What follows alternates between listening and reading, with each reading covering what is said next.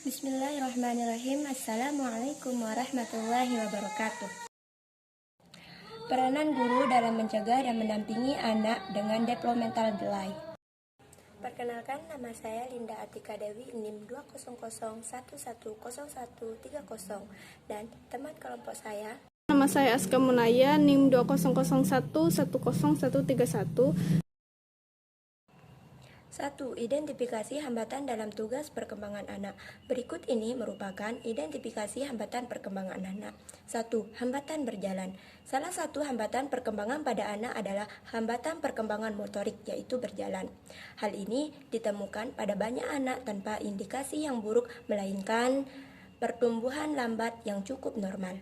Hal ini bisa diimbangi dengan perkembangan lainnya yang lebih cepat, sehingga masih seimbang. Namun, apabila orang tua menemukan hambatan berjalan pada anak, orang tua perlu segera mengkonsultasikan pada tenaga kesehatan agar tidak ada hal yang tidak diinginkan dan hambatan berjalan ini bisa diatasi dengan cepat. Dengan begitu, anak bisa mengejar terlambat perkembangannya sesuai dengan tahapan tumbuh kembang. 2. Hambatan memahami sesuatu. Hambatan memahami sesuatu bisa terjadi pada anak. Hal ini bisa disebabkan oleh diri anak sendiri, di mana daya tangkapnya memang lemah, atau bisa juga karena lingkungan yang jarang memberikan informasi yang mudah dipahami.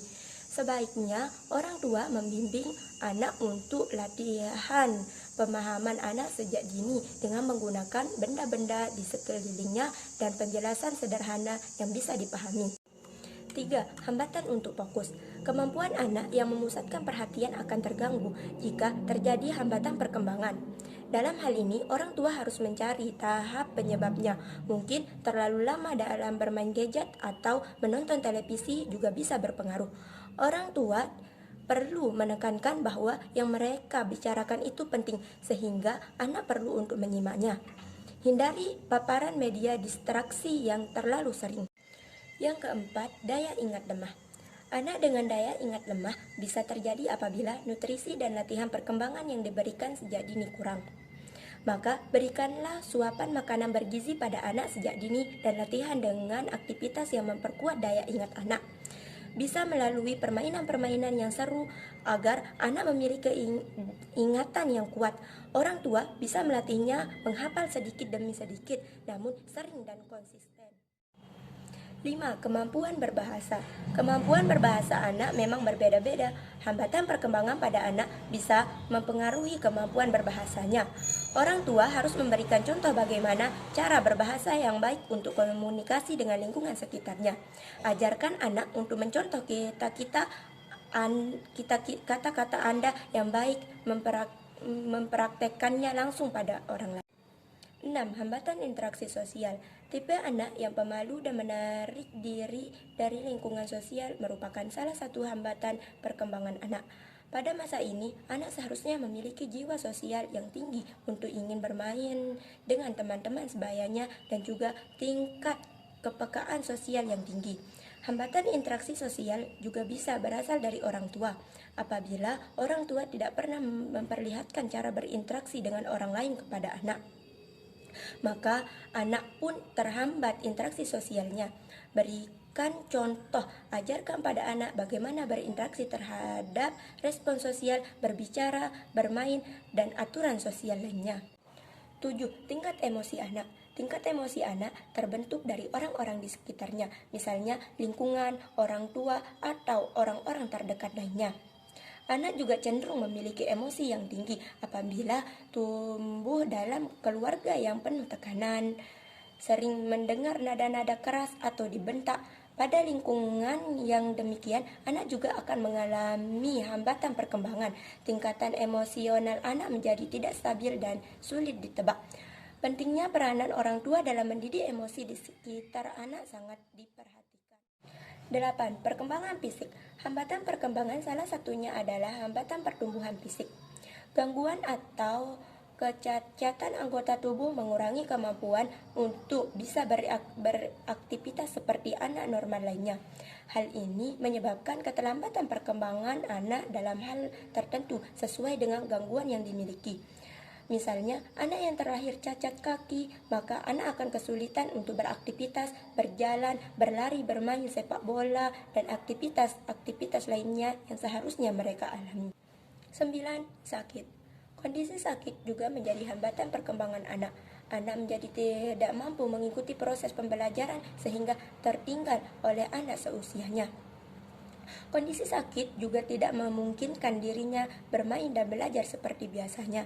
Segala perlengkapan, tempat pengobatan, serta prosedur tindakan selama sakit dapat menjadi pengalaman berbeda yang kurang menyenangkan bagi anak dan yang seharusnya tidak perlu mereka alami. Dukungan orang tua sangat penting. 10. Gangguan kepribadian. Hambatan perkembangan anak lainnya yaitu adanya gangguan kepribadian. Hal ini bisa dikarenakan pengaruh tidak baik dari lingkungannya maupun dari keluarga. Anak akan tumbuh cenderung aneh dan dinilai berbeda dengan temannya. Pembawa diri yang berbeda ini membuat anak dijauhi oleh teman-teman sekitarnya. 11. Perilaku buruk. Hambatan perkembangan anaknya ditandai dengan perilaku anak yang buruk. Perilaku dimaksud adalah seperti anak yang rewel, suka ngejek, bahkan menangis keras tapi tidak bisa mengerti apa yang mereka inginkan. Anak seperti ini bisa manja, menginginkan perhatian yang lebih atau tipe yang agresif dan banyak menetur. Hal tersebut berasal dari pola didik orang tua yang kurang baik. Perkembangan anak bisa terhambat akibat hal ini karena lingkungannya mungkin juga tidak menyukai hal tersebut. 12. Gangguan fungsi panca indera. Anak yang terlahir dengan gangguan panca indera bukan hal yang asing lagi. Gangguan panca indera yang terjadi biasanya adalah gangguan penglihatan atau gagasan pendengaran. Kurangnya daya dengar anak yang menghambat anak untuk menerima informasi berupa suara dan ketidakmampuan melihat menghambat anak untuk menerima informasi dalam bentuk, warna, dan gambaran variasi. Hambatan ini akan mempengaruhi perkembangan. Di sini saya akan melanjutkan bacaan dari teman saya Linda Atika Dewi. Yaitu poin kedua, tindakan yang efektif untuk anak dengan hambatan perkembangan. Keterlambatan perkembangan dapat disebabkan oleh berbagai faktor seperti yang dipublikasikan pada Raising Children. Keterlambatan perkembangan dapat terjadi karena kondisi genetik seperti Down syndrome atau karena komplikasi selama mengandung dan melahirkan, seperti kelahiran prematur. Namun pada banyak kasus, penyebab keterlambatan perkembangan tidak diketahui. Keterlambatan perkembangan terjadi ketika anak mengalami tumbuh kembang fisik, emosional, sosial, dan kemampuan komunikasi yang lebih lambat dibanding yang diharapkan. Kondisi ini menyebabkan anak membutuhkan waktu lebih lama untuk mengembangkan keterampilan baru dibanding kebanyakan anak lainnya. Beberapa tindakan efektif untuk anak dengan hambatan perkembangan adalah sebagai berikut. 1. Program pendidikan yang dirancang khusus dengan induksi yang khusus pula yang dapat mengakomodasi kebutuhan dari para exceptional learners. 2. Khusus dalam hal material, cara mengajar dan fasilitas. 3. Pendidikan umum yang terbaik, sekalipun tidak dapat menggantikan pendidikan khusus. 4. Pendidikan khusus lebih tepat dalam hal kecepatan, intensitas, struktur, penguatan, perhatian, kurikulum, dan monitoring atau assignment. 5. Guru sekolah umum sebaiknya berkonsultasi dengan ahlinya. 6. Orang tua keluarga berkonsultasi kepada tetangga pendidik atau psikolog. 7. Menentukan sekolah yang memiliki kurikulum yang sesuai dengan kebutuhan anak. 8. Orang tua keluarga tidak boleh membedakan anak yang lain dengan anak cerdas dan berbakat, istimewa dalam memberikan perhatian dan kasih sayang.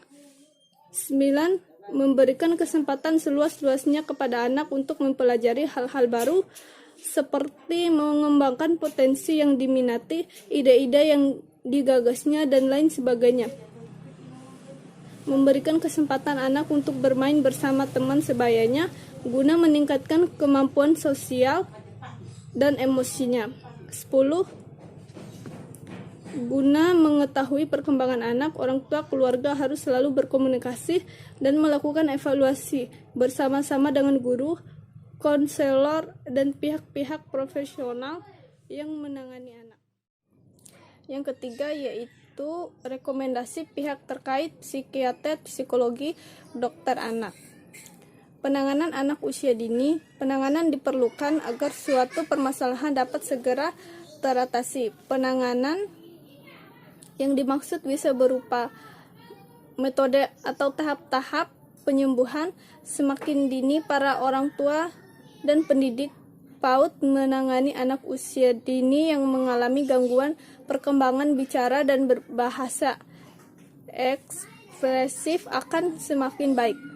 Penanganan dilakukan agar tumbuh kembang anak kembali normal atau paling tidak agar gangguan yang ada pada diri mereka dapat diminimalisir. Pendidikan dan orang tua tentu saja akan memerlukan bantuan para ahli bila ternyata anak mengalami kelainan. Saran yang didapat kemungkinan akan sangat beragam sesuai dengan kebutuhan anak, karena saran yang diberikan oleh para ahli akan berbeda-beda sesuai dengan kebutuhan anak, diagnosis yang ditegakkan, dan latar belakang teori yang dianut. Meskipun saran-saran yang diberikan akan sangat berbeda-beda, namun ada beberapa jenis yang dapat disarankan sebagai berikut. A. Penanganan medis. Dalam kaitan dengan penanganan medis, maka penting bagi orang tua mengetahui dengan jelas apa efek samping dari obat yang akan diberikan pada anak mereka, serta beberapa pertanyaan seperti berapa lama pengobatan yang akan berlangsung, serta apakah ada cara khusus yang harus dilakukan. B. Terapi bermain. Terapi bermain adalah salah satu bentuk psikoterapi yang digunakan bagi anak-anak lebih kecil untuk mengatasi keterbatasan verbal mereka. Para ahli setuju bahwa bermain disertai dengan kombinasi teknik intervensi lain dapat menjadi terapeutis yang efektif. C. Terapi perilaku. Terapi perilaku tidak pernah digunakan sebagai pendekatan tunggal yang digunakan untuk melakukan intervensi pada anak dan keluarganya. Tujuan dasar dari terapi perilaku adalah mengajarkan anak perilaku baru dengan cara mengubah lingkungan, mengajarkan keterampilan baru atau mengubah proses kognitif dan emosional anak. D. Terapi keluarga. Dalam terapi ini, semua anggota keluarga bersama dengan anak bertemu dengan terapis dengan tujuan memecahkan masalah. E. Fisioterapi. Bagi anak-anak dengan kelainan atau gangguan yang memerlukan perbaikan fungsi anggota tubuh, seperti anak yang mengalami keterlambatan bicara yang kurang tepat, maka mereka perlu dirujuk pada terapis untuk memperbaiki kemampuan mereka. Kemudian setidaknya ada 3 pendekatan sederhana yang dapat diterapkan oleh orang tua maupun pendidik PAUD dalam menangani anak usia dini yang mengalami gangguan bicara dan bahasa ekspresif, antara lain sebagai berikut. Pendekatan task analisis, pendekatan perilaku, dan pendekatan minat. Mungkin hanya ini yang dapat kami sampaikan. Kurang dan lebihnya kami mohon maaf. Assalamualaikum warahmatullahi wabarakatuh.